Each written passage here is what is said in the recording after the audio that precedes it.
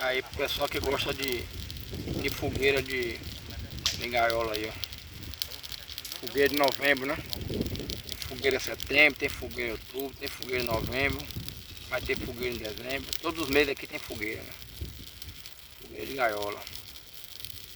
É muito entrega voluntária, né? As pessoas vão se conscientizando, entregando os passarinhos. E aí a gente faz a fogueira bonita. Embora São João. Embora fogueira de novembro. Domingão, de tarde, todo mundo na praia, a gente aqui no mato. Vamos embora. Viva São João!